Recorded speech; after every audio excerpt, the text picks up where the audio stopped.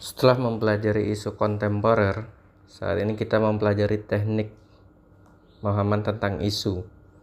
Pemahaman isu kritikal sebaiknya perlu diawali dengan pengertian isu. Secara umum, isu diartikan sebagai suatu fenomena atau kejadian yang diartikan sebagai masalah. Sedangkan menurut Kamus Besar Bahasa Indonesia, isu adalah masalah yang dikedepankan untuk ditanggapi. Isu kritikal secara umum terbagi ke dalam 3 kelompok. Berbeda berdasarkan tingkat urgensinya, yaitu isu saat ini, isu berkembang, dan isu potensial.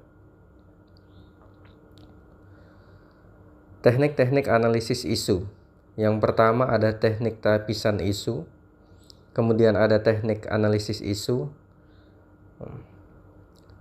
Beberapa alat bantu untuk menganalisis isu disajikan sebagai berikut, diantaranya ada mind mapping. Mind mapping adalah teknik pemanfaatan keseluruhan otak dengan menggunakan citra visual dan prasarana grafis lainnya untuk membentuk kesan.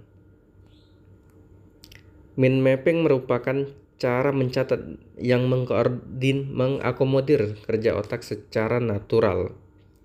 Berbeda dengan catatan konvensional yang ditulis dalam bentuk daftar panjang ke bawah, mind mapping akan mengajak pikiran untuk membayangkan suatu objek sebagai suatu kesatuan yang saling berhubungan.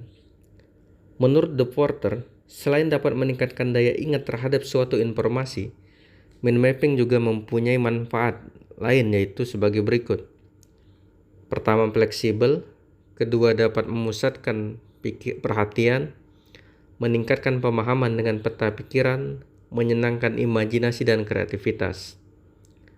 Dalam melakukan teknik mind mapping terdapat 7 langkah, diantaranya mulai dari bagian tengah, menggunakan gambar atau foto, menggunakan warna, menghubungkan cabang-cabang utama ke gambar pusat, membuat garis hubung yang melengkung, menggunakan satu kata kunci untuk setiap garis, dan menggunakan gambar.